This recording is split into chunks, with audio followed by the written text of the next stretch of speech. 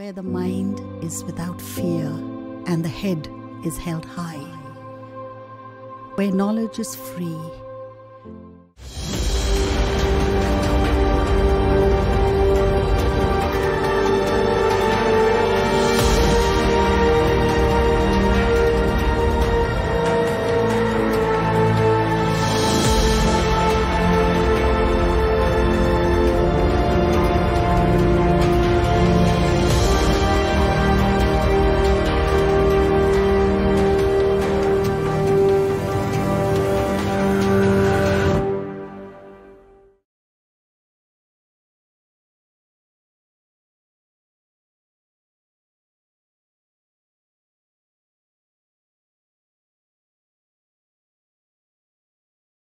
প্রিয় ছাত্রছাত্রী, আবার আজকে তোমাদের সামনে এসে উপস্থিত হয়েছি দ্বাদশ শ্রেণীর দর্শন নিয়ে। আশা করি তোমরা সকলেই ভালোই আছো। দীর্ঘদিন যাবৎ করোনা পরিস্থিতির কারণে তোমাদের পড়াশোনার ব্যাঘাত ঘটছে। তোমাদের পড়াশোনা তোমরা ঠিক নিয়মিত যেভাবে করতে সেভাবে করতে পারছো না। এই পরিস্থিতিটাকে মোকাবিলা করার জন্য মালদা জেলা প্রশাসন এবং শিক্ষা বিভাগের উদ্যোগে অনলাইন ক্লাসরুমের আয়োজন করা হয়েছে। আমিও এই কাজে যুক্ত হয়েছি। তোমাদেরকে আজকে এই অনলাইন ক্লাসরুমে তোমাদের স্বাগত জানাই। আমি সঞ্জয় কুমার মণ্ডল, মানিকচক শিক্ষানিকেতনের দর্শন বিষয়ের শিক্ষক। আমরা এর আগের দিন আলোচনা করছিলাম অমাধ্যম অনুমান। তো এর আগের দিন এই অধ্যায়টা পুরোপুরি কমপ্লিট হয়নি, কারণ বড় অধ্যায় একদিনে শেষ করা অসম্ভব ব্যাপার আর কি। তো আমরা এর আগের দিন কি পড়েছি সেই বিষয়টা আমরা একটু স্লাইডে দেখে নিই, তারপরে আমরা নেক্সট আলোচনা শুরু করব। দেখো, তোমাদের অমাধ্যম অনুমান আলোচনা করছিলাম। আজকেও অমাধ্যম অনুমানেরই অন্যান্য পার্টগুলো নিয়ে অন্যান্য অংশগুলো নিয়ে আমরা আলোচনা করব।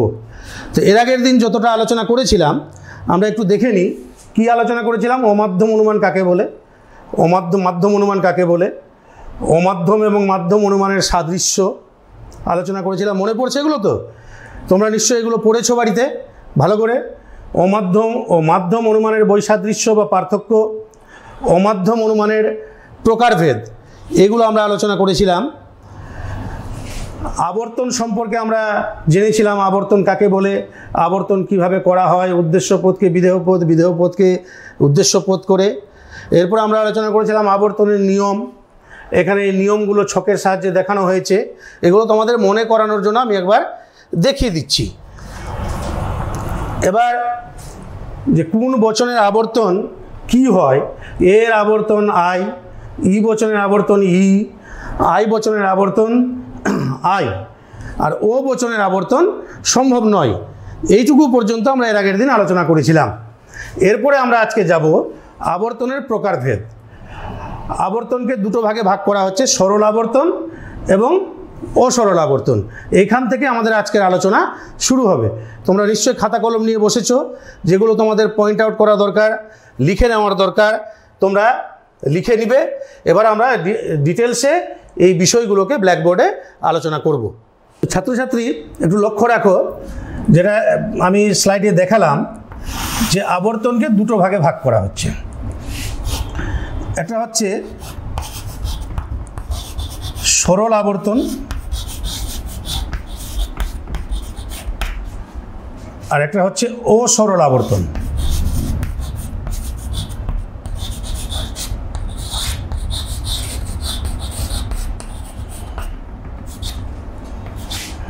সরল আবর্তন আর অসরল আবর্তন। তো প্রথমে আমাদের জানতে হবে যে সরল আবর্তনটা কি।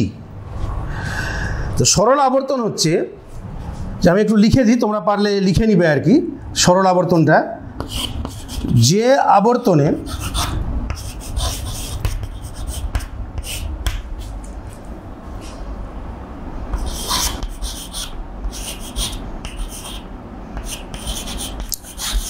আবর্তনীয় ও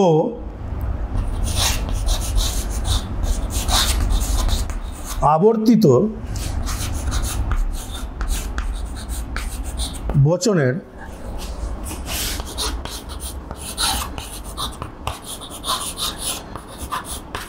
পরিমাণের মধ্যে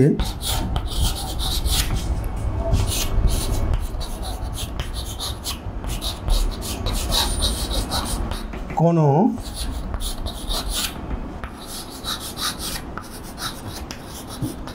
পার্থক্য থাকে না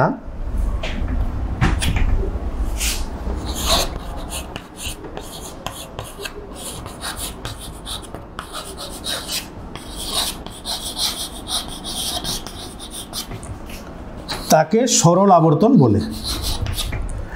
কি বললাম তাহলে? যে আবর্তনে আবর্তনীয় ও আবর্তিত বচনের পরিমাণের মধ্যে কোনো পার্থক্য থাকে না তাকে সরল আবর্তন বলে। মানে যে আবর্তনীয় বচনের পরিমাণ এবং আবর্তিত বচনের পরিমাণ হবে এক। তাহলে কি আবর্তন আছে এরকম বলো তো? যেখানে আবর্তনীয় এবং আবর্তিত বচনের পরিমাণ এক আছে। তোমরা একটু মনে করো, দেখবে যে আবর্তন যে করা হয়েছিল, তো ই বচনের আবর্তন ই বচনের আবর্তন করা হয়েছিল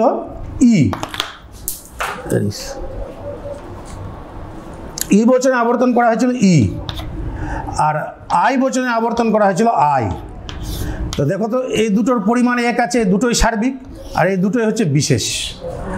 তো ই বচন এবং আই বচনের আবর্তন হচ্ছে সরল আবর্তন, কারণ দুটোরই পরিমাণ হচ্ছে এক। আশা করি বুঝে গেছো। আরেকবার বলে দিচ্ছি যে আবর্তনে আবর্তনীয় এবং আবর্তিত বচনের পরিমাণ এক থাকবে, সেই আবর্তনটাকে বলা হচ্ছে সরল আবর্তন। তো ই বচনের আবর্তন হচ্ছে ই, আর আই বচনের আবর্তন হচ্ছে আই। তো দুটোরই হচ্ছে পরিমাণ এক। ই হচ্ছে সার্বিক, এটা ই সার্বিক, দুটোই হচ্ছে সার্বিক বচন। আর আই থেকে আই দুটোই হচ্ছে বিশেষ বচন, তবে দুটোর পরিমাণ হচ্ছে এক। তাহলে ই এবং আই বচনের আবর্তন হচ্ছে সরল আবর্তন। আশা করি এখানে কোনো তোমাদের সন্দেহ নেই। এবার আলোচনা করছি অসরল আবর্তন। তাহলে অসরল আবর্তনটা কি? এই সংজ্ঞাগুলো তোমরা লিখে নিবে, নোট আউট করে নিবে। যে আবর্তনে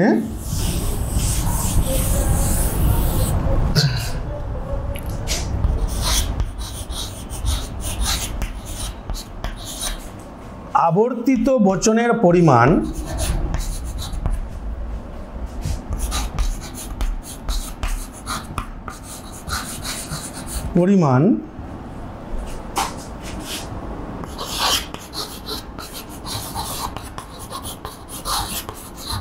আবর্তনীয় বচনের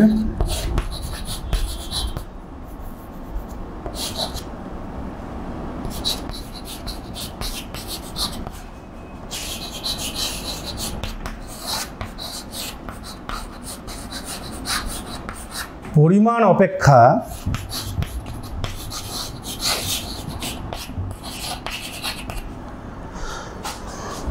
সংকীর্ণতর হয় তাকে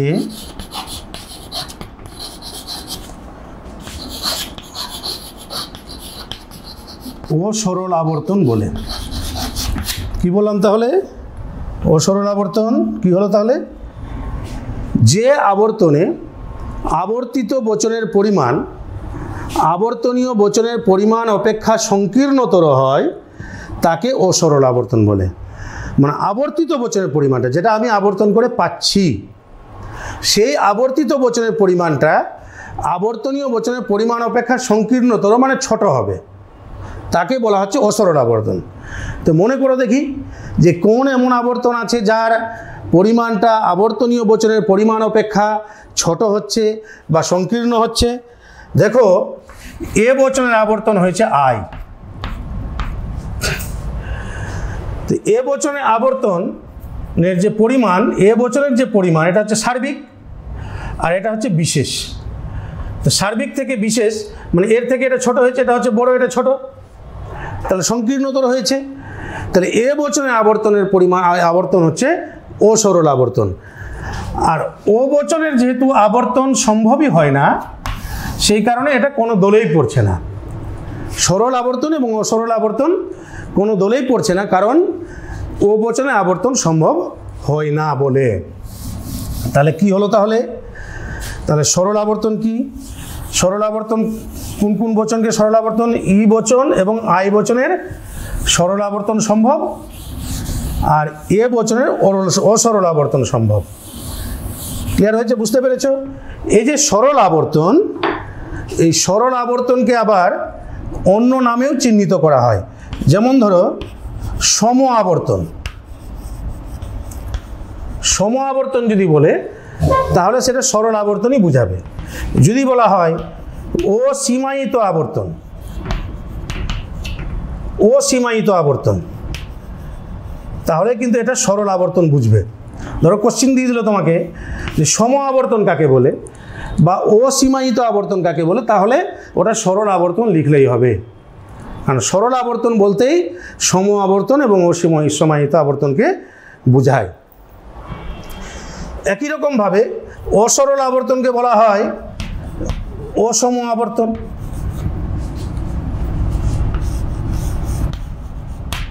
বা সীমিত আবর্তন,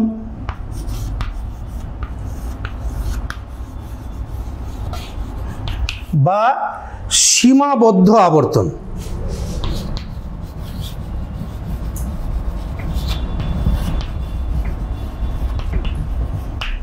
ঠিক আছে?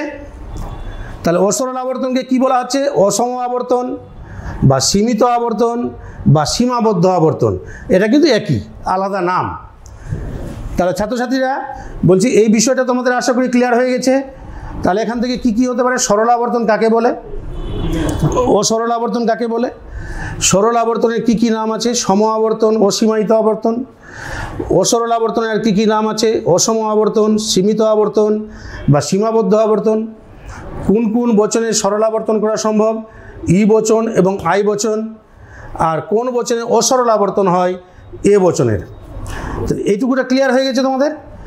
এরপরে দেখো যে যদি এখান থেকে প্রশ্ন আসে যে সরল আবর্তন এবং অসরল আবর্তনের মধ্যে দুটো পার্থক্য লেখো।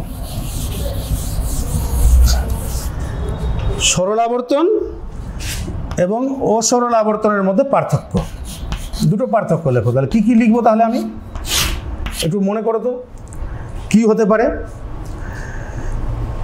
সরল আবর্তনে আবর্তনীয় এবং আবর্তিত বচনের পরিমাণের মধ্যে কোনো পার্থক্য থাকে না, এক নম্বর পার্থক্য। কিন্তু অসরল আবর্তনে আবর্তনীয় এবং আবর্তিত বচনের পরিমাণের মধ্যে পার্থক্য থাকে। ক্লিয়ার হচ্ছে এক নম্বর পার্থক্য? কি বললাম তাহলে আর একটু মন দিয়ে শোনো। সরল আবর্তনে কি হয়? যে সরল আবর্তনে আবর্তনীয় এবং আবর্তিত বচনের পরিমাণের মধ্যে কোনো পার্থক্য থাকে না, কিন্তু অসরল আবর্তনে আবর্তনীয় এবং আবর্তিত বচনের মধ্যে পার্থক্য থাকে। এক নম্বর পার্থক্য হলো। দুই নম্বর বলে দিচ্ছি যে ই এবং আই বচনের সরল আবর্তন সম্ভব, কিন্তু এ বচনের অসরল আবর্তন সম্ভব। ক্লিয়ার হয়ে গেছে? তাহলে যদি বলে যে সরল আবর্তন এবং অসরল আবর্তনের দুটো পার্থক্য, তাহলে তোমরা লিখতে পারবে, কোনো অসুবিধা নেই। এবার আমরা তাহলে পরবর্তী আলোচনায় যাচ্ছি। এখানে একটা প্রশ্ন আসে আর কি, এবং প্রশ্ন হওয়াটাও স্বাভাবিক, তোমাদের মনেও প্রশ্ন জাগতে পারে যে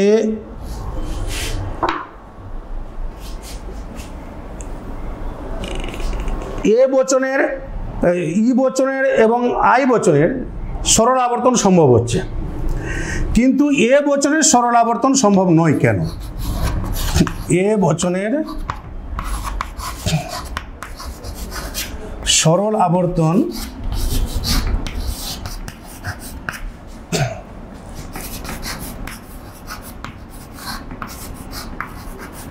সম্ভব নয় কেন?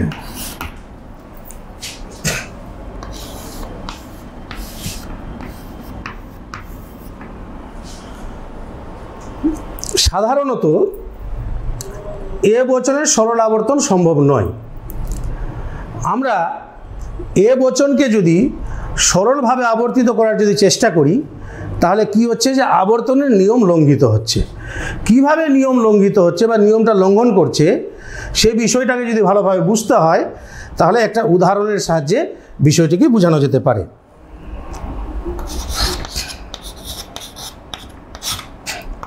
একটা উদাহরণ নিই। সকল কবি হয় মানুষ, এটা আবর্তনীয়।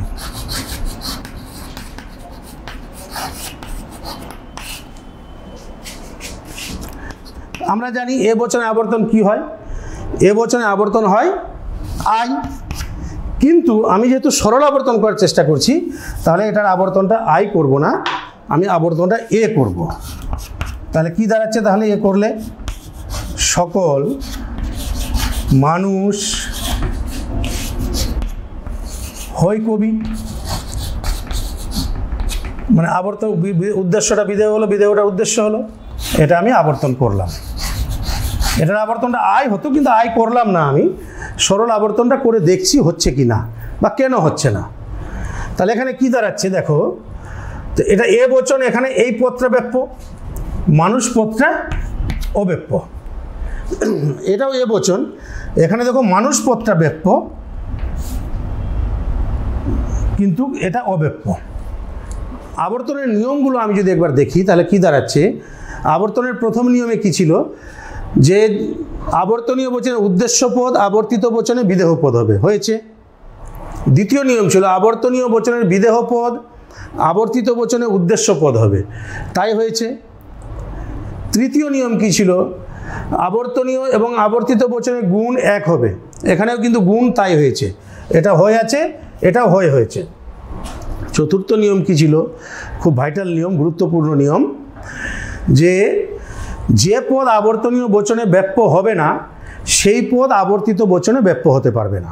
এখানে একটু ভালো করে লক্ষ্য করো যে আবর্তনীয় বচনে মানুষ পদটা কিন্তু ব্যাপ্য হয়নি, কারণ এ বচনে উদ্দেশ্য পদ ব্যাপ্য, মানুষটা বিদেহতে আছে, কিন্তু ওই মানুষ পদটা আবর্তিত বচনে দেখো এখানে এসে ব্যাপ্য হয়ে গেছে, কারণ এটাও এ বচন, এটাও এ বচন, এ বচনে উদ্দেশ্য পদটা ব্যাপ্য, মানুষ উদ্দেশ্যতে চলে এসছে, এখানে ব্যাপ্য ছিল না কিন্তু এখানে ব্যাপ্য হয়ে গেছে। তাহলে এই যে আবর্তনের যে চতুর্থ নিয়ম, এই নিয়মটাকে এখানে লঙ্ঘন করা হয়েছে। কি, যে চতুর্থ নিয়মে কি ছিল, যে পদ আবর্তনীয় বচনে ব্যাপ্য নয় সেই পদ আবর্তিত বচনে ব্যাপ্য হতে পারবে না, এখানে ব্যাপ্য হয়ে গেছে। কাজেই এ বচনের দেখা গেল যে এ বচনের সরল আবর্তন সম্ভব নয়। তবে কিছু কিছু ক্ষেত্রে, কতকগুলো ক্ষেত্রে এ বচনের সরল আবর্তন সম্ভব। কোন ক্ষেত্রে এ বচনের সরল আবর্তন সম্ভব, যে সমস্ত ক্ষেত্রে এ বচনের উদ্দেশ্য এবং বিদেহ পদ সমবিস্তার সম্পন্ন হবে, সমবিস্তার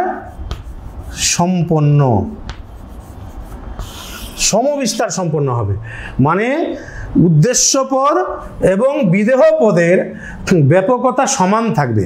মানে যে সমস্ত ক্ষেত্রে এ বচনে উদ্দেশ্য এবং বিদেহ পদ দুটোই ব্যাপ্য হবে।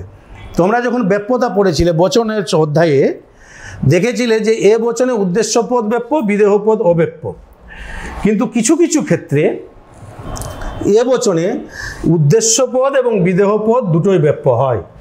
কখন ব্যাপ্য হয়, যেগুলো ক্ষেত্রে দুটো পদেরই ব্যাপকতা সমান, দুটো পদেরই ব্যাপকতা যেখানে সমান থাকবে, অর্থাৎ দুটো পদ সমবিস্তার সম্পন্ন হবে। এই ক্ষেত্রগুলো কি কি, যে ক্ষেত্রগুলোতে দুটো পদ সমবিস্তার সম্পন্ন হবে বা দুটো পদ ব্যাপ্য হবে, এবার আমরা দেখে নিব সেই ক্ষেত্রগুলো কি কি, যেখানে দুটো পদই ব্যাপ্য।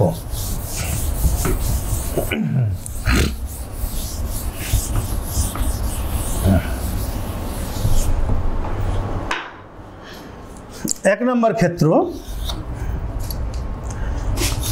এ বচন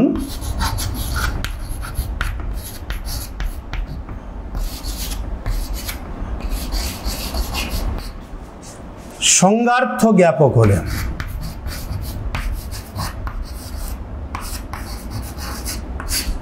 এ বচন যদি সংজ্ঞার্থ জ্ঞাপক হয় তাহলে এ বচনে দুটো পদই ব্যাপ্য হবে। এইগুলো তোমরা একটু ব্যাপ্যতার দিকটা লক্ষ্য করলে একটু বুঝতে পারবে আর কি। এ বচন যদি সংজ্ঞার্থ জ্ঞাপক হয় কীরকম, যেমন একটা উদাহরণ নিই, সকল মানুষ হয়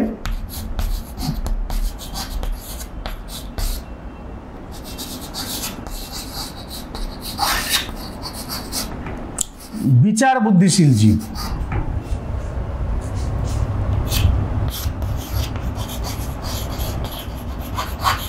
সকল মানুষই বিচার বুদ্ধিশীল জীব।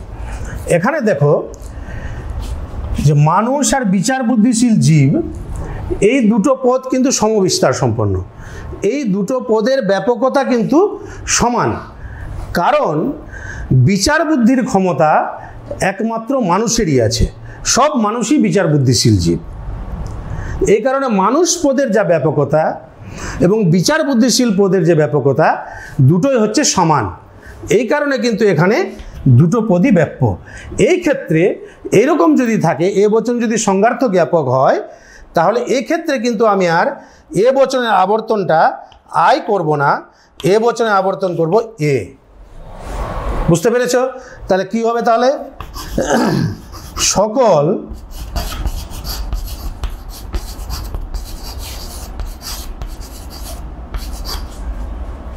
বিচার বুদ্ধিশীল জীব হয় মানুষ।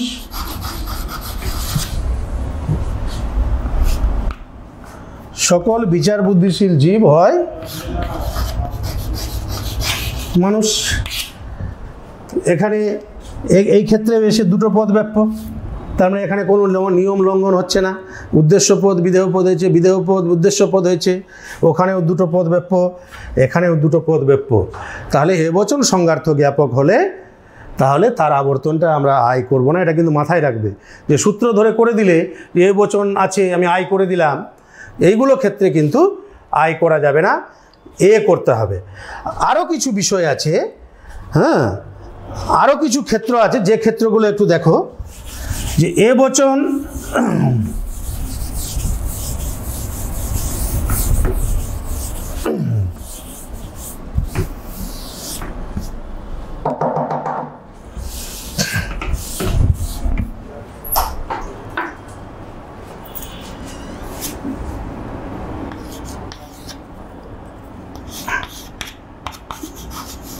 এ বচনে বিদেহ পদ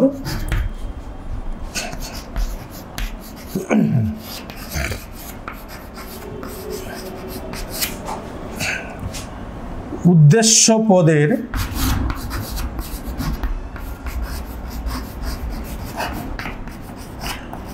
সমার্থক হলে, বিদেহ পদ উদ্দেশ্য পদের সমার্থক হলে, মানে বিদেহ পদ এবং উদ্দেশ্য পদ যদি একই অর্থ প্রকাশ করে। যেমন একটা উদাহরণ নিই, সকল গাছ হয় উদ্ভিদ।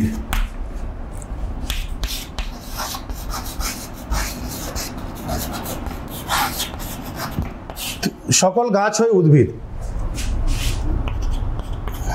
এখানে দেখো গাছ আর উদ্ভিদ দুটোই কিন্তু সমার্থক, একই অর্থ প্রকাশ করছে। এই কারণে এখানে দুটো পদই ব্যাপ্য। অতএব এটার আবর্তন আয় করা যাবে না, এটার আবর্তন হবে এ। তার সকল উদ্ভিদ হয় গাছ।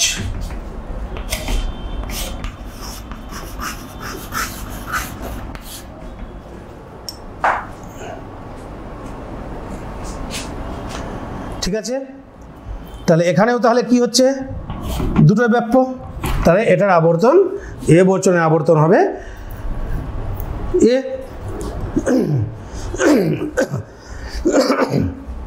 আরেকটা ক্ষেত্র আছে,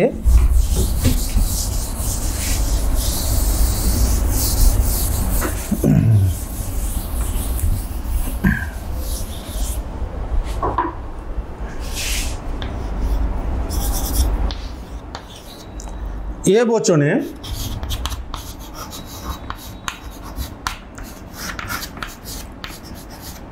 উদ্দেশ্য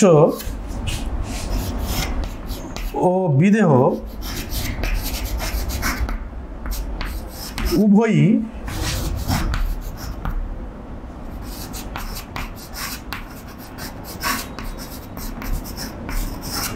নির্দিষ্ট বিশিষ্ট পদ হবে।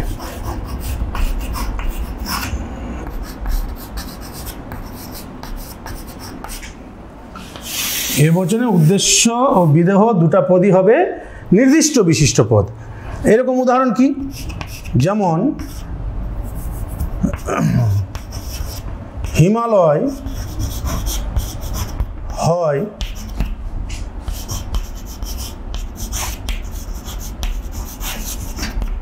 পৃথিবীর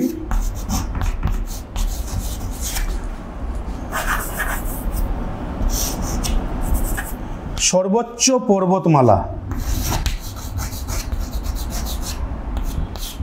আবর্তনীয়। হিমালয় হয় পৃথিবীর সর্বোচ্চ পর্বতমালা। তাহলে এখানে দেখো, যদি বলা হয় পৃথিবীর সর্বোচ্চ পর্বতমালা কি, তাহলে উত্তর আসবে হিমালয়। হিমালয় পৃথিবীর সর্বোচ্চ পর্বতমালা, মানে হিমালয়টা পৃথিবীর যে সর্বোচ্চ পর্বতমালা, এটা একটা পদকে নির্দিষ্ট করছে। উদ্দেশ্য পদটা বিদেহ পদকে নির্দিষ্ট করছে।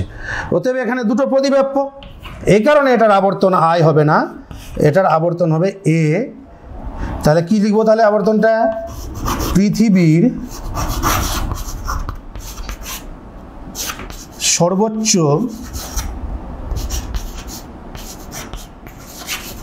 পর্বতমালা হয়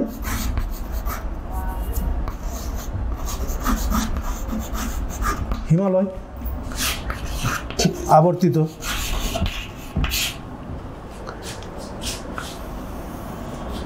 এখানে দুটো পদ ব্যাপ্য। এরকম উদাহরণ আরও আছে। যেমন ধরো রবীন্দ্রনাথ হন গীতাঞ্জলি রচয়িতা।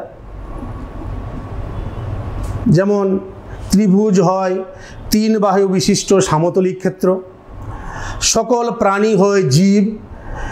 এই ধরনের যে উদাহরণ, এই উদাহরণগুলোতে দুটো পদই ব্যাপ্য হচ্ছে। অতএব এইগুলো ক্ষেত্রে আমরা এ বচনে আবর্তন এ করব না, আমরা এ বচনে আবর্তন করব, এ বচনে আবর্তন আয় করব না, এ বচনে আবর্তন করব এ। তাহলে বিষয়টা আশা করি ক্লিয়ার হয়েছে।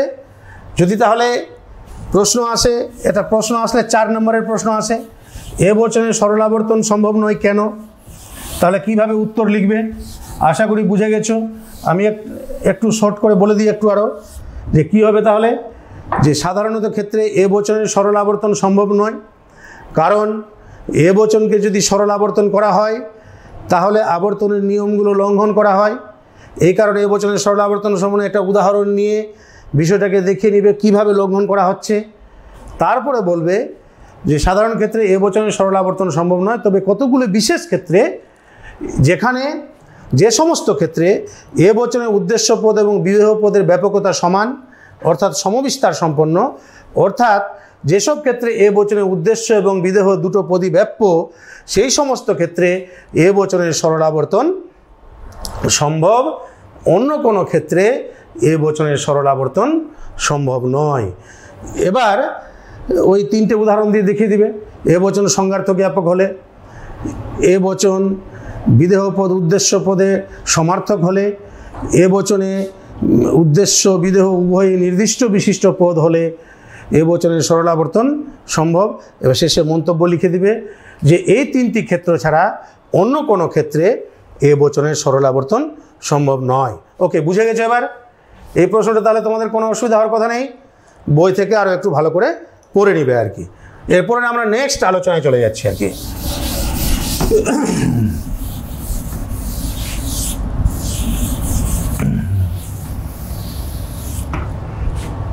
এরপরে আমরা আলোচনা করব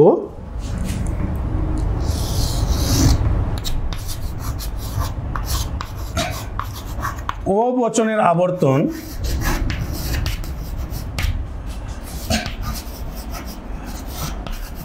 সম্ভব নয় কেন।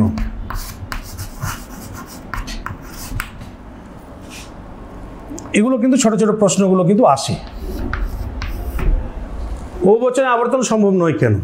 আমরা আবর্তন যেদিন করছিলাম, আবর্তন করার সময় এর আগের ক্লাসে দেখেছিলাম যে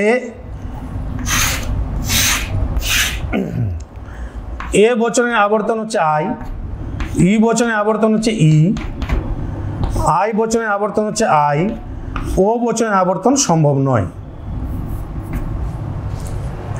তো এই যে ও বচনের আবর্তন কেন সম্ভব নয়, এটা পরীক্ষায় একটা প্রশ্ন চলে আসলো, তখন কিভাবে উত্তর দিবে আর কি। এবার আমরা কি করব তাহলে? প্রথমে লিখব যে ও বচনকে আবর্তন করা যায় না। ও বচনকে আবর্তিত করার যদি চেষ্টা করি আমরা, ও বচনকে আবর্তন করা যায় না। তো ও বচনকে যদি আমরা আবর্তন করি তাহলে কি দাঁড়াতে পারে? যেমন একটা উদাহরণ নিই, যে কোনো কবি নয় দার্শনিক।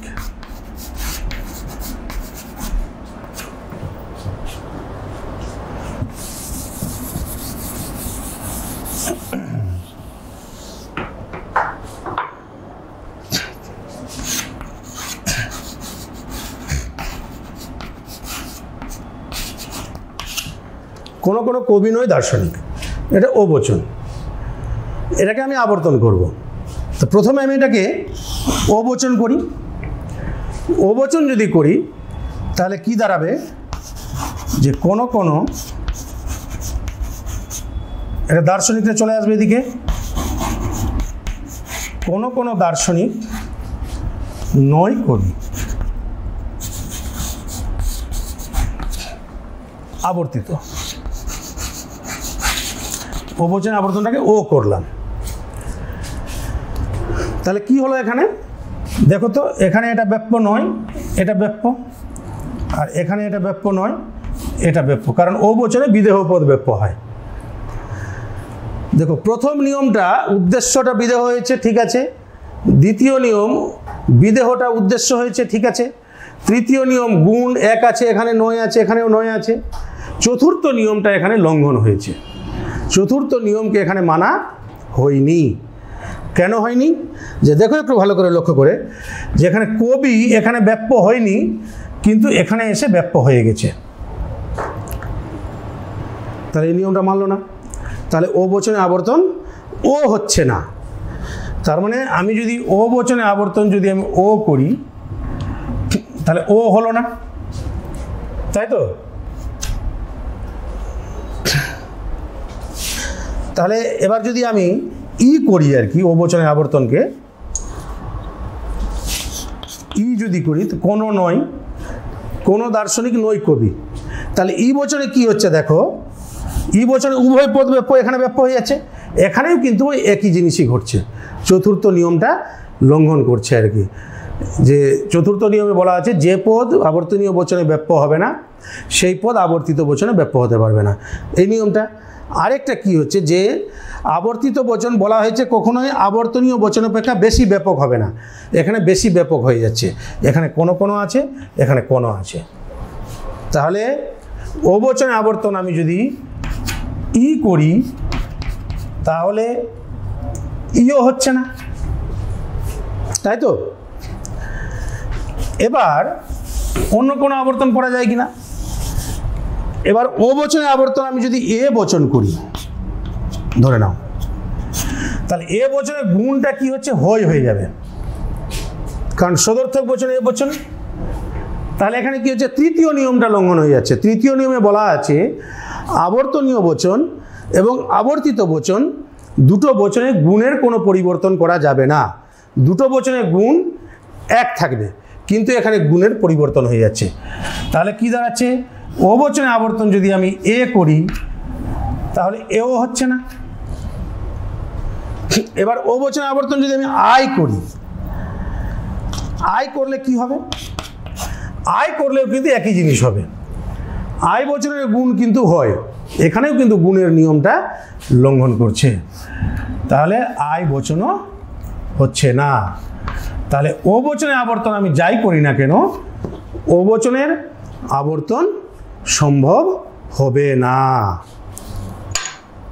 ঠিক আছে, ক্লিয়ার হলো? তাহলে বুঝতে লিখতে পারবে। তাহলে যদি পরীক্ষায় আসে ও বচনে আবর্তন সম্ভব নয় কেন, তাহলে পরিষ্কার এটা উদাহরণ দিয়ে লিখতে পারবে। প্রথমে বলে দিবে যে ও বচনে আবর্তন সম্ভব নয়, কারণ ও বচনকে আবর্তিত করার চেষ্টা করলে আবর্তনের নিয়মগুলো লঙ্ঘিত হচ্ছে।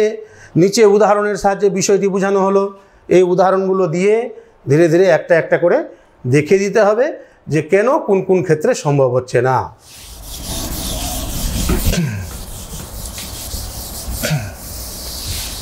এবার তবে এখানে একটা প্রশ্ন আছে যে একটা বিশেষ ক্ষেত্র আছে যেখানে ও বচনে আবর্তন সম্ভব আছে। যদি প্রশ্ন আসে এমন কোনো বিশেষ পদ্ধতি আছে যার দ্বারা ও বচনে আবর্তন সম্ভব, কোনো বিশেষ পদ্ধতির দ্বারা, উত্তরটা প্রশ্নটা লিখি, কোনো বিশেষ পদ্ধতির দ্বারা ও বচনের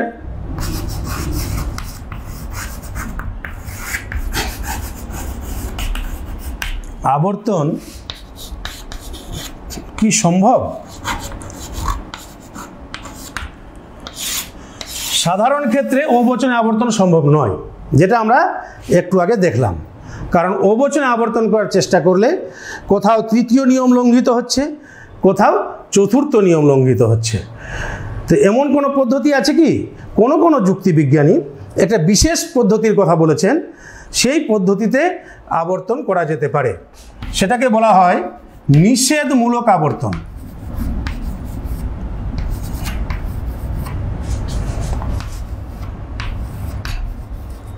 সে আবর্তনটাকে বলা হচ্ছে নিষেধমূলক আবর্তন। কীরকম নিষেধমূলক আবর্তন? যে আবর্তনীয় বচনের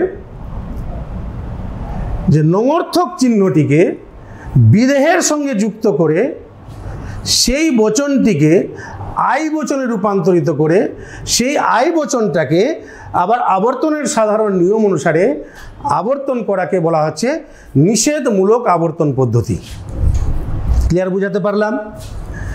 বুঝতে পেরেছ নিশ্চয় যে নিষেধমূলক আবর্তন পদ্ধতি কি? একটু আগে দেখলাম যে ও বচনে আবর্তন সম্ভব নয়, তবে কোনো যুক্তিবিজ্ঞানী নিষেধমূলক আবর্তন পদ্ধতির সাহায্যে ও বচনে আবর্তন করার চেষ্টা করেছেন। সেই পদ্ধতিটা কীরকম?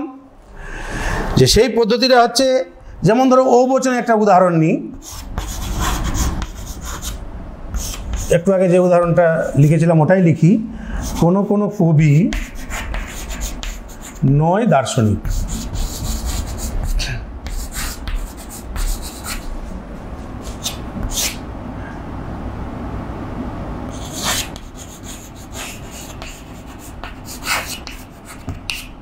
কোনো কবি নয় দার্শনিক। তো নিষেধমূলক আবর্তনে কি বলছে? যে আবর্তনীয় বচনের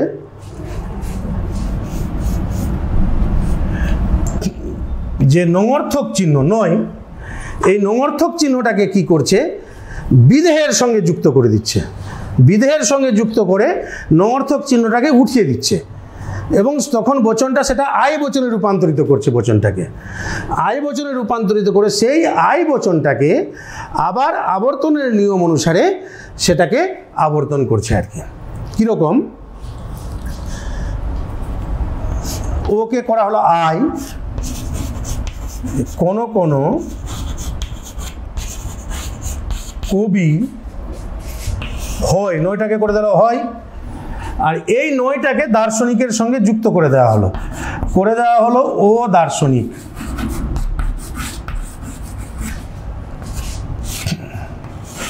এটাও আবর্তনীয়, কারণ আবর্তন এখনো হয়নি, ও দার্শনিক করে দেওয়া হলো। দেখো এই নটাকে ওয়ে পরিণত করে দেওয়া, মানে দার্শনিক নয়। ও শব্দের অর্থ হচ্ছে না, ও শব্দের অর্থ হচ্ছে না, মানে দার্শনিক নয়। বিষয়টা বোঝা গেল কি? এবার এই যে এখানে আই বচন হয়ে গেল, আমরা জানি আই বচনে আবর্তন হয়। এবার এই আই বচনটাকে আবার আবর্তন করা হচ্ছে। তো আই বচনে আবর্তন কি? আই বচনে আবর্তন হচ্ছে আই। তাহলে কি হচ্ছে? তাহলে কোন কোন ও দার্শনিক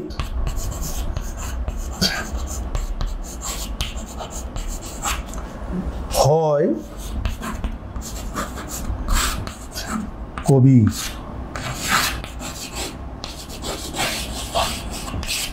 আবর্তিত। দেখো এখান থেকে আবার নিয়মটা ঠিক আছে। কবি বিদেহ উদ্দেশ্য পদ, বিদেহ পদ, এটা বিদেহ পদ উদ্দেশ্য পদ হয়ে গেছে। বিদেহ পদ উদ্দেশ্য পদ গুণ এক আছে, এখানে কোনো পদ ব্যাপ্য নয়, এখানেও কোনো পদ ব্যাপ্য নয়, আবর্তনের নিয়মকে মেনে নিচ্ছে। কিন্তু এই যে আবর্তনটা করা হলো আর কি, এই আবর্তনটা কি ঠিক? কি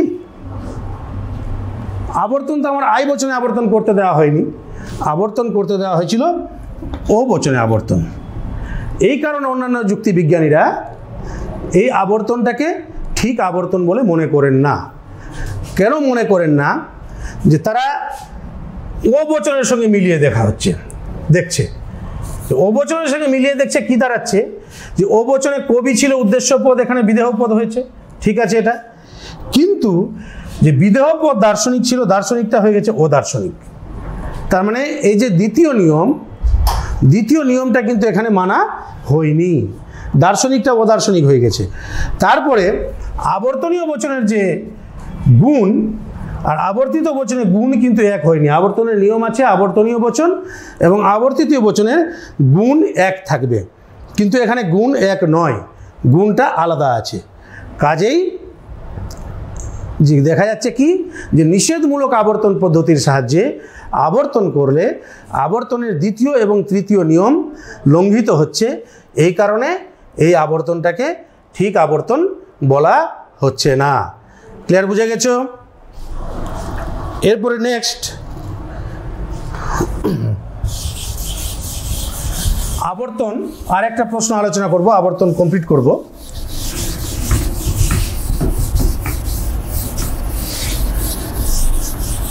আবর্তনে আরেকটা জিনিস দেখা যায় যে বিপরীত সম্বন্ধ ভিত্তিক আবর্তন। বিপরীত সম্বন্ধ ভিত্তিক আবর্তনটা কি?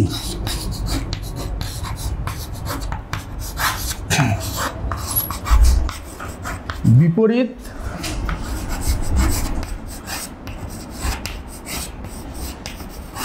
সম্বন্ধ ভিত্তিক আবর্তন।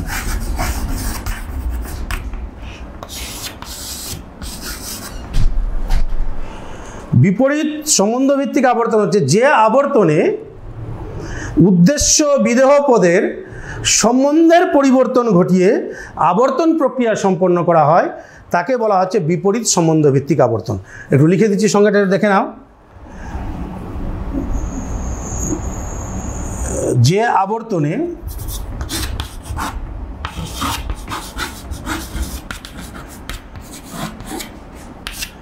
উদ্দেশ্য ও বিদেহ পদের সম্বন্ধের পরিবর্তন করে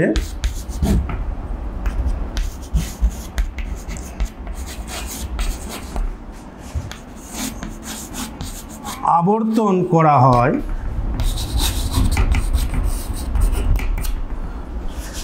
তাকে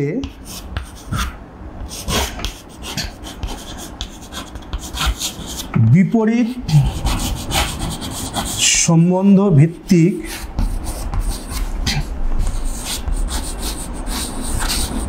আবর্তন বলে।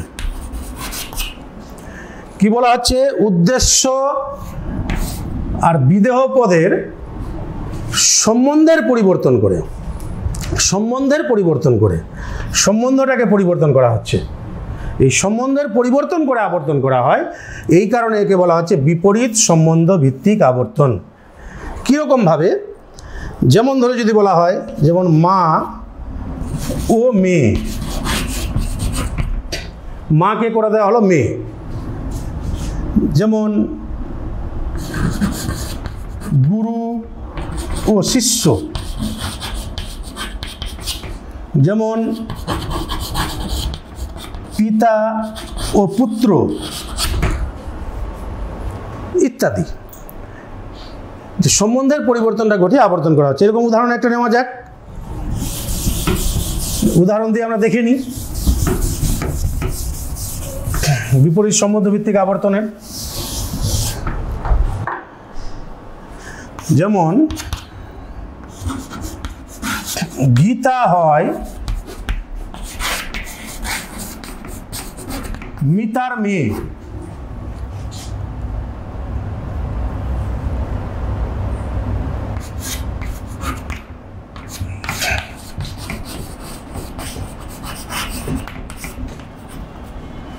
গীতা হয় মিতার মা।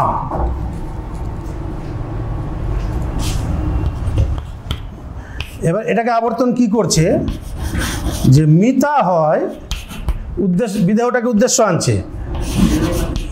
এবার গীতা, এটাও বিদেহটা, উদ্দেশ্যটা বিদেহ হয়ে যাচ্ছে, কিন্তু এখানে হয়ে যাচ্ছে গীতার মেয়ে।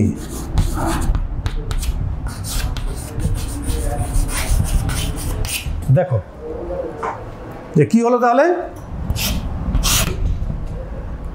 উদ্দেশ্যটা বিদেহ হয়েছে, বিদেহটা উদ্দেশ্য হয়েছে, কিন্তু মাটা হয়ে গেছে মেয়ে। এই সম্বন্ধের পরিবর্তন ঘটলো।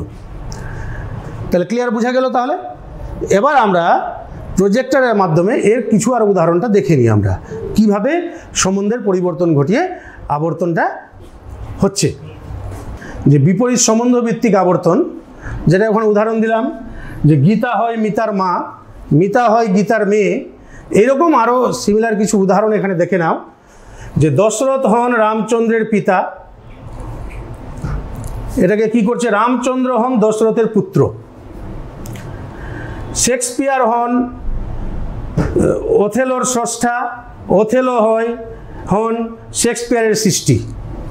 এই যে সম্বন্ধের পরিবর্তন করেছে। রামকৃষ্ণ হন বিবেকানন্দের গুরু, বিবেকানন্দ হন রামকৃষ্ণের শিষ্য। অশোক হয় অশোকার স্বামী, অশোকা হয় অশোকের স্ত্রী। রামবাবু হন শ্যামবাবুর প্রভু, শ্যামবাবু হন শ্যামবাবুর ভৃত্য, রামবাবুর ভৃত্য। সুস্মিতা হন মধুমিতার মা, মধুমিতা হন সুস্মিতার মেয়ে। তাহলে ক্লিয়ার হলো। তাহলে কিন্তু আমরা এই যে বিপরীত সম্বন্ধ ভিত্তিক আবর্তন, এই বিপরীত সম্বন্ধ ভিত্তিক আবর্তনকে অন্যান্য যুক্তিবিজ্ঞানীরা কিন্তু বৈধ আবর্তন বলে মেনে নেননি। কেন মেনে নেননি? যে তার কারণ হচ্ছে এটাই, যে এখানে উদ্দেশ্য পদটা বিদেহ পদ হচ্ছে, কিন্তু বিদেহ পদটা কিন্তু উদ্দেশ্য পদ ঠিক হচ্ছে না।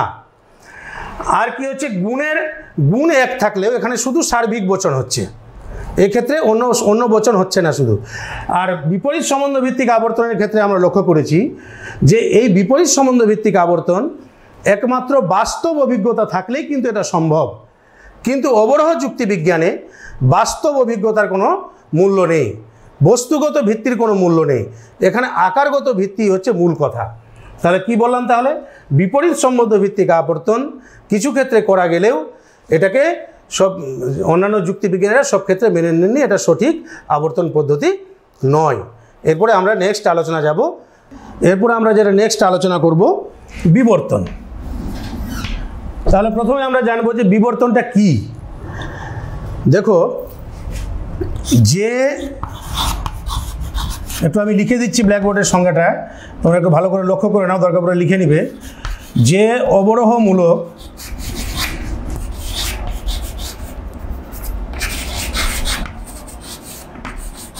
অমাধ্যম অনুমানে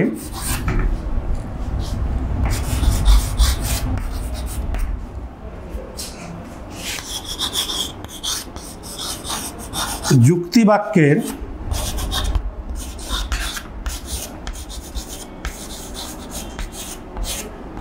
উদ্দেশ্যকে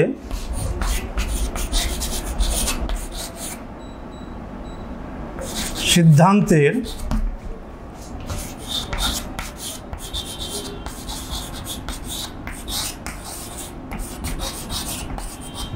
উদ্দেশ্য হিসাবে রাখা হয়।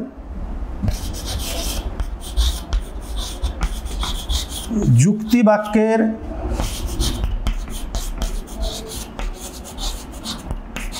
বিদেহ পদের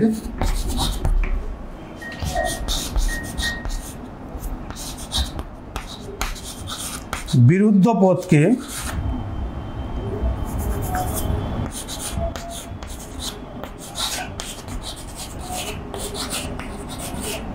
সিদ্ধান্তের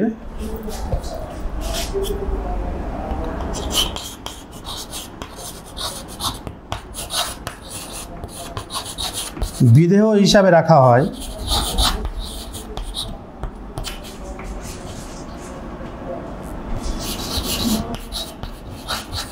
যুক্তিবাক্য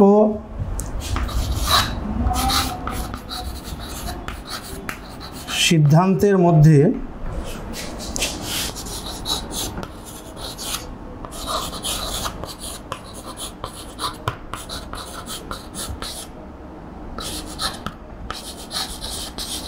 গুণের পরিবর্তন করা হয়,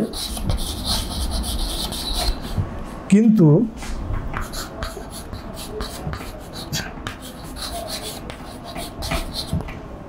পরিমাণের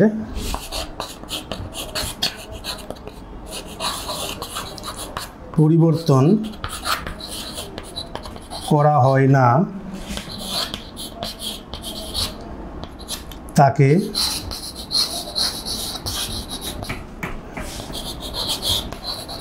বিবর্তন বলে। ছাত্রছাত্রীরা দেখতে পাচ্ছ নিশ্চয়, একটু সঙ্গেটাকে একটু আর ভালো করে দেখো, একবার আর বলে দিচ্ছি। যে অবরোহমূলক অমাধ্যম অনুমানে যুক্তিবাক্যের উদ্দেশ্যকে সিদ্ধান্তের উদ্দেশ্য হিসাবে রাখা হয়, যুক্তিবাক্যের বিদেহ পদের বিরুদ্ধ পদকে সিদ্ধান্তের বিধেয় হিসাবে রাখা হয়, যুক্তিবাক্য সিদ্ধান্তের মধ্যে গুণের পরিবর্তন করা হয় কিন্তু পরিমাণের পরিবর্তন করা হয় না, তাকে বিবর্তন বলে। বুঝতে পেরেছো বিষয়টা কি দাঁড়াচ্ছে এখানে? তাহলে দেখো কি কথা বলা হলো এখানে। যে যুক্তিবাক্যের যে উদ্দেশ্য যেটা থাকবে, সেই উদ্দেশ্যটা হবে উদ্দেশ্য, আর বিদেহ পদটা কি হবে? বিদেহ পদটা হবে বিরুদ্ধ পদ।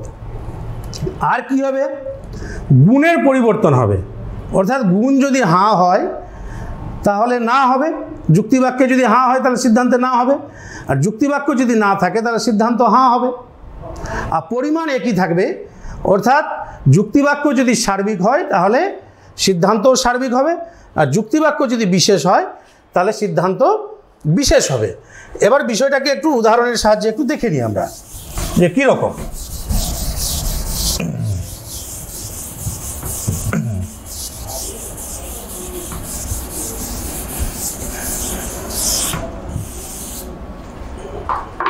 যেমন কি বলা হচ্ছে দেখো, যে কি বলা হলো সংজ্ঞা অনুযায়ী, যে উদ্দেশ্যটা কি হবে?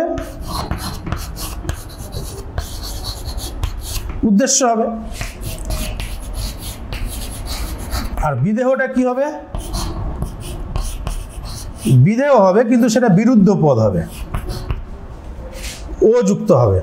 বিরুদ্ধ পদটা কি এটা একটু আলোচনা করছি এখনই আর কি। আর কি গুণটা কি বলেছে? যদি হয় থাকে তাহলে হবে নয়, আর যদি নয় থাকে তাহলে হবে হয়। এইটুকু পর্যন্ত আমরা সংজ্ঞাতে পেয়েছি আর কি, তাই তো? তাহলে এবার আমরা একটু দেখে নিব, যেমন আরেকটা উদাহরণ নিই।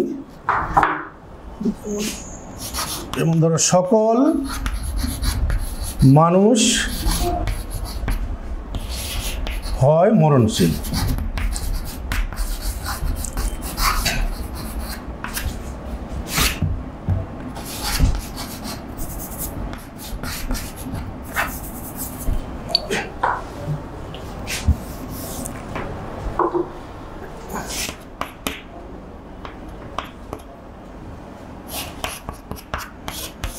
কোনো মানুষ নয় অমরণশীল।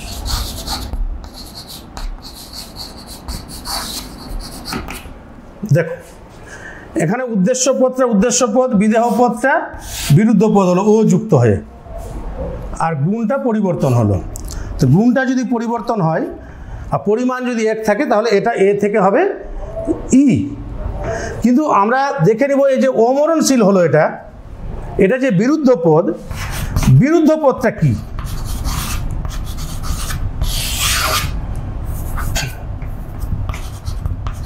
বিরুদ্ধ পদটা কি এটা এবার আমরা দেখে নিব একটু।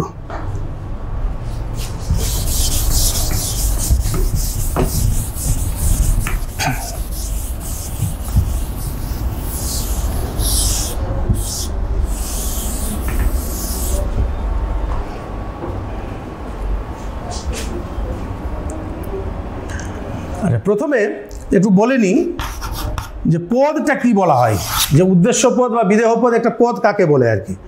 একটা শ্রেণী বা জাতির অন্তর্ভুক্ত সমস্ত ব্যক্তি বা বস্তুকে বলা হচ্ছে একটা পদ। যেমন ধরো মানুষ একটা পদ, যেমন ধরো সৎ একটা পদ, এটা হচ্ছে অমর, এটা হচ্ছে একটা পদ। একটা শ্রেণী বা জাতির অন্তর্ভুক্ত যেমন ধরো বই, টেবিল ইত্যাদি। একটা শ্রেণী বা জাতির অন্তর্ভুক্ত সমস্ত ব্যক্তি বা বস্তুকে বলা হচ্ছে পদ। কিন্তু এখানে বলা হচ্ছে বিরুদ্ধ পদ। বিরুদ্ধ পদ বুঝতে গেলে এখানে মনে রাখতে হবে একটা পদ দুরকম হতে পারে, একটা বিপরীত পদ, একটা বিরুদ্ধ পদ। বিপরীত পদটা কি? কোনো পদের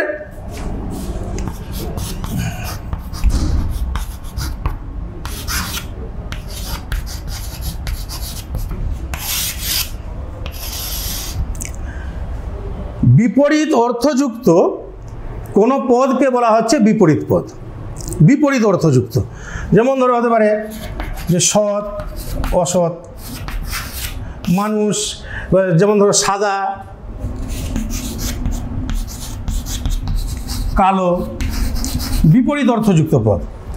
কিন্তু বিরুদ্ধ পদ হচ্ছে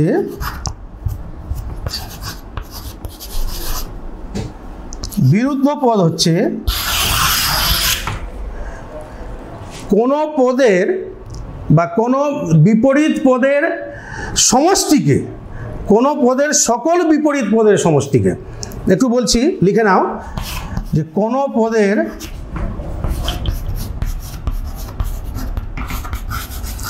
সকল বিপরীত পদের সমষ্টিকে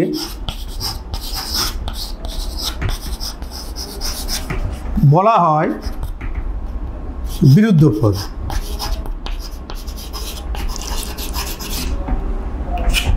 বিপরীত পদ কি হচ্ছে? বিপরীত অর্থ যদি প্রকাশ করে তবে সেটাকে বলা হচ্ছে বিপরীত পদ।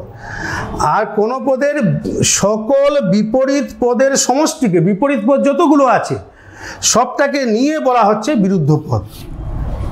ক্লিয়ার হলো কি বিষয়টা? কি যে কি বললাম, যে বিপরীত পদটা হচ্ছে যে কোনো পদ একটা পদের যদি বিপরীত অর্থ প্রকাশ করে, যেমন ধরো সাদা কালো, তাহলে সেটা হয়ে গেল বিপরীত পদ। কিন্তু বিরুদ্ধ পদ হচ্ছে সকল বিপরীত পদের সমষ্টি। কীরকম একটা উদাহরণ দিয়ে বলি, যেমন ধরো সাদা একটা রং, এর যদি বিপরীত পদ বলা হয় তাহলে কিন্তু কালো আমরা লিখি। কিন্তু রং কি শুধুমাত্র কি কালো আছে? কালোর বাইরে কিন্তু লাল, হলুদ, সবুজ ইত্যাদি রঙগুলো কিন্তু থেকে গেছে আর কি। তার মানে সাদা রং আর কালো রং বাদেও কিন্তু আরও অনেকগুলো রং আছে, মানে কালোর বাইরে আর অনেকগুলো রং থেকে যাচ্ছে। কিন্তু বিরুদ্ধ পদ বোঝানো হবে তখনই রং যে শ্রেণী, এই রং শ্রেণীর অন্তর্ভুক্ত বিরুদ্ধ পদের মধ্যে সমস্ত রঙকে বোঝানো হবে, ওখানে একটাও রং আর বাদ থাকবে না। যেমন ধরো কীরকম, যেমন ধরো সাদা, সাদাকে যে সাদার বিরুদ্ধ পদ কিন্তু কালো নয়, সাদার বিরুদ্ধ পদ হচ্ছে অসাদা। তো অসাদা যখনই বলা হলো তাহলে কি বোঝানো হচ্ছে এই অসাদার মাধ্যমে? যে সাদা বাদ দিয়ে যা যা রং আছে এই অসাদার মধ্যে কিন্তু কালো আছে, লাল আছে, হলুদ আছে, সবুজ আছে, নীল আছে, কমলা আছে, যত রকম রং সমস্ত রঙকে কিন্তু বোঝানো হয়েছে। কিন্তু বিপরীত পদের মাধ্যমে একটা শ্রেণীর সমস্তটাকে বোঝানো হয় না। একই রকমভাবে যদি বলা হয় যে মানুষ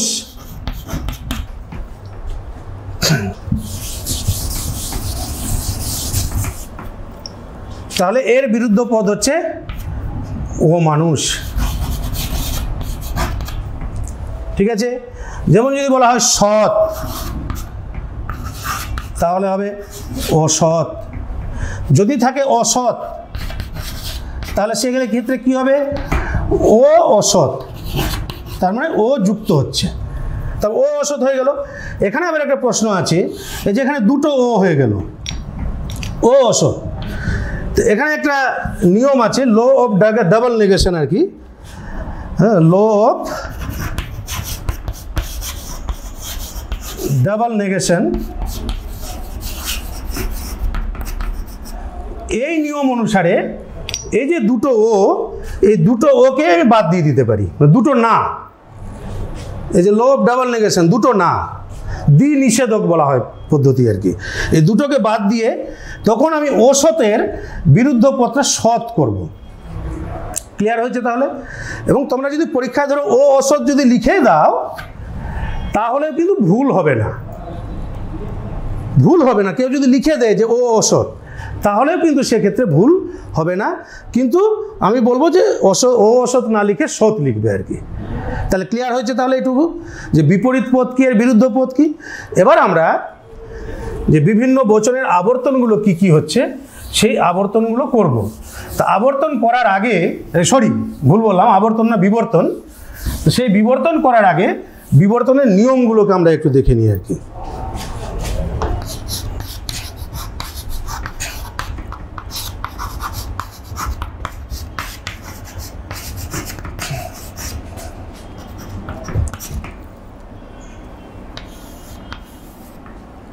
এক নম্বরের নিয়ম, তোমরা পারলে খাতায় লিখে নিবে, উদ্দেশ্য পদের নিয়ম। উদ্দেশ্য পদের নিয়ম কি, যে দেখবে যে, আর এখানে একটু বলে নিই আর কি, যে বিবর্তনের ক্ষেত্রে যে বচনটাকে আমরা বিবর্তন করব, সেই বচনটাকে বলা হচ্ছে বিবর্তনীয়। আবর্তনের ক্ষেত্রে কি বলেছিলাম? আবর্তনীয়। বিবর্তনের ক্ষেত্রে সেটাকে বলা হবে বিবর্তনীয়। আর যে বচনটা বিবর্তন করে পাবো, সেই বচনটাকে বলা হচ্ছে বিবর্তিত বা বিবর্ত। ক্লিয়ার হচ্ছে? আবর্তনের ক্ষেত্রে যে বচনটাকে আমরা আবর্তন করছিলাম, সেটাকে বলছিলাম আবর্তনীয়। বিবর্তনের ক্ষেত্রে যে বচনটাকে আমরা বিবর্তন করব, সেটাকে বলা হচ্ছে বিবর্তনীয়। আর যে বচনটা আমরা বিবর্তন করে পাবো, সেটাকে বলা হচ্ছে বিবর্তিত বা বিবর্ত। তাহলে এক নম্বর নিয়ম এবার আলোচনা করছি।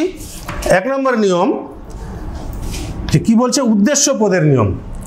তাহলে বিবর্তনীয় বচনের উদ্দেশ্য পদ, বিবর্তিত বচনে উদ্দেশ্য পদ হবে এক নম্বর নিয়ম, মানে সাবজেক্টটা হবে সাবজেক্ট।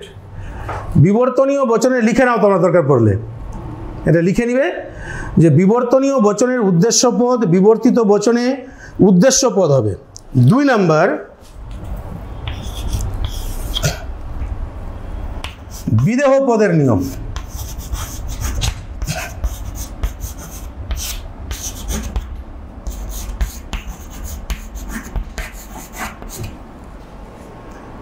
বিদেহ পদের নিয়ম হচ্ছে, বিরুদ্ধ পদ একটু আগে আলোচনা করলাম, যে বিবর্তনীয় বচনের বিদেহ পদের বিরুদ্ধ পদ বিবর্তিত বচনে বিদেহ পদ হবে। আবার বলছি, বিবর্তনীয় বচনের বিদেহ পদের বিরুদ্ধ পদ বিবর্তিত বচনে বিদেহ পদ হবে। তার মানে প্রেডিকেট হবে, তার সঙ্গে ও যুক্ত হবে। তিন নম্বর নিয়ম,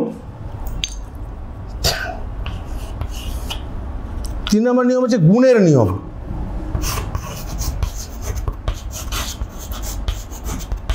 গুণের নিয়মটা কি? বিবর্তনীয় এবং বিবর্তিত দুটো বচনের গুণ আলাদা হবে, মানে দুটো বচনের গুণের পার্থক্য থাকবে। আরেকবার বলছি, গুণের নিয়ম যে বিবর্তনীয় এবং বিবর্তিত দুটো বচনের গুণ আলাদা হবে, অর্থাৎ দুটো বচনের গুণের পার্থক্য থাকবে। তাহলে কি, যদি গুণ যদি হয় তাহলে হবে নয়, আর যদি নয় থাকে তাহলে হবে হয়। 4 নম্বর, পরিমাণের নিয়ম।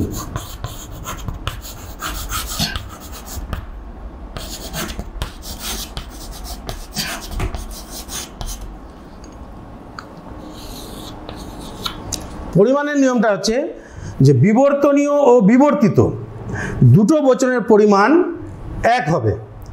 আরেকবার বলছি যে বিবর্তনীয় এবং বিবর্তিত দুটো বচনের পরিমাণ এক হবে, অর্থাৎ বিবর্তনীয় বচন যদি সার্বিক হয় তাহলে বিবর্তিত বচনও সার্বিক হবে, আর বিবর্তনীয় বচন যদি বিশেষ হয় তাহলে বিবর্তিত বচনও বিশেষ হবে।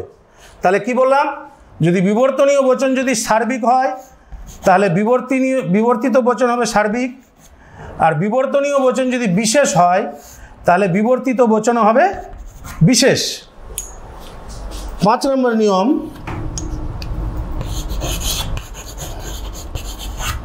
ব্যাপকতার নিয়ম। ব্যাপকতার নিয়ম হচ্ছে যে বিবর্তিত বচন, আমি যে বচনটা বিবর্তন করে পেলাম, যে বিবর্তিত বচন কখনোই বিবর্তনীয় বচন অপেক্ষা বেশি ব্যাপক হবে না। বিবর্তনীয় বচন কখনোই বিবর্তিত বচন কখনোই বিবর্তনীয় বচন অপেক্ষা বেশি ব্যাপক হবে না। এবার আমরা একটু স্লাইডে এই নিয়মগুলোকে একটু ডিটেলসে একটু দেখে নিই। ছাত্রছাত্রীরা, তোমাদেরকে যেটা একটু আগে আলোচনা করলাম বিবর্তন সম্পর্কে, যে দেখো এখানে স্লাইডে দেখানো হয়েছে কীভাবে, যেমন একটা উদাহরণ দেওয়া হচ্ছে, সকল মানুষের মরণশীল, কোনো মানুষ নয় অমরণশীল। এটাকে বিবর্তনীয়, এটা বিবর্তিত কিভাবে পাওয়া গেল। এখানে মানুষটা মরণশীল, মরণশীলটা অমরণশীল, এখানে আকারের সাহায্যে দেখিয়ে দেওয়া হয়েছে। এবার নিয়মটা দেখো, উদ্দেশ্য বিদেহ পদের নিয়মটা একটু ভালো করে দেখে নাও। যে উদ্দেশ্য পদে কী বলা হয়েছিল, যে উদ্দেশ্য পদটা উদ্দেশ্য পদ হবে, বিবর্তনীয় বচনে উদ্দেশ্য পদ, বিবর্তিত বচনে উদ্দেশ্য পদ হবে। দেখো মানুষটা মানুষ হয়েছে। আর বিদেহ পদের নিয়মে কী ছিল, যে বিবর্তনীয় বচনে বিদেহ পদের বিরুদ্ধ পদ, বিবর্তিত বচনে বিদেহ পদ হবে। এখানে তাই হয়েছে, মরণশীলটা অমরণশীল হয়েছে। বুঝতে পারছো আশা করি তোমরা। এবার নেক্সটটা দেখো, যে গুণের নিয়মে কি বলা হয়েছিল, যে গুণ আলাদা হবে, অর্থাৎ বিবর্তনীয় বচন যদি হাবাচক হয় বা সদর্থক হয় তাহলে বিবর্তিত বচন নঙর্থক হবে, আর বিবর্তনীয় বচন যদি নঙর্থক হয় তাহলে বিবর্তিত বচন সদর্থক হবে। এখানে দেখো তাই দেখানো হয়েছে, সদর্থক থেকে নঙর্থক, নঙর্থক থেকে সদর্থক। পরিমাণের নিয়ম, পরিমাণে কি বলা হয়েছিল, পরিমাণ এক থাকবে, অর্থাৎ বিবর্তনীয় বচন যদি সার্বিক হয় বা সামান্য হয় তাহলে বিবর্তিত বচনও সামান্য হবে, আর বিবর্তনীয় বচন যদি বিশেষ হয় তাহলে বিবর্তনীয় বচন যদি বিশেষ হয় তাহলে বিবর্তিত বচনও বিশেষ হবে। এখানে তাই দেখানো হয়েছে যে বিবর্তনীয় বচন সামান্য থেকে সামান্য হয়েছে, বিবর্তিত বিদেহ পদটা আর বিশেষ থাকলে বিশেষ হয়েছে। তাহলে এই নিয়মগুলো অনুসরণ করে আমরা যদি বিবর্তন করি আর কি, আজকে সময় অনেকটা চলে গেছে আর আমাদের হাতে সময় নেই আর কি, আমরা এর পরের ক্লাসে বিবর্তনটা ডিটেলসে আলোচনা করব। আমি শুধু একটু দেখিয়ে নিই এখানে, যে বিবর্তন নিয়মগুলো প্রয়োগ করে যে বিবর্তনগুলো পাবো আমরা, এ বচনকে যদি বিবর্তন করা হয় তাহলে আমরা ই বচন পাবো, ই বচনকে যদি বিবর্তন করা হয় তাহলে এ বচন পাবো, আই বচনকে যদি বিবর্তন করা হয় তাহলে ও বচন পাবো, আর ও বচনকে যদি বিবর্তন করা হয় তাহলে আমরা আই বচন পাবো। তাহলে আমরা এর পরের ক্লাসে আমরা এই বিবর্তনটা করে দেখব, এক একটা এ বচনে বিবর্তন কিভাবে করা হচ্ছে, ই বচনে বিবর্তন কিভাবে করা হচ্ছে, আই বচনে বিবর্তন কিভাবে করা হচ্ছে, ও বচনের বিবর্তন কিভাবে করা হচ্ছে। যে বিষয়গুলো তোমাদের আলোচনা হলো আজকে, যে ক্লাসটা আবর্তন থেকে শুরু করে এই পর্যন্ত বিবর্তন পর্যন্ত, তোমরা বাড়িতে ভালো করে আরও পড়বে আর কি। হ্যাঁ, কোনো সমস্যা যদি থাকে তোমাদের যে বিদ্যালয়ের শিক্ষক শিক্ষিকা আছে তাদের সঙ্গে তোমরা যোগাযোগ করবে, তারা নিশ্চয়ই সেই বিষয়গুলো সমাধান করে দিবে। আর পরবর্তী আলোচনায় আমরা পরবর্তী ক্লাসে হাজির হব। তোমরা এরকম সিচুয়েশানে তোমরা একদম বাড়ি থেকে বেরোবে না, ঘরের মধ্যে থাকবে আর পড়াশোনাটা চালিয়ে যাওয়ার চেষ্টা করো, ঠিক আছে? কোনো রকম অসুবিধা থাকলে সেই অসুবিধা পরবর্তীতে দূর করা হবে।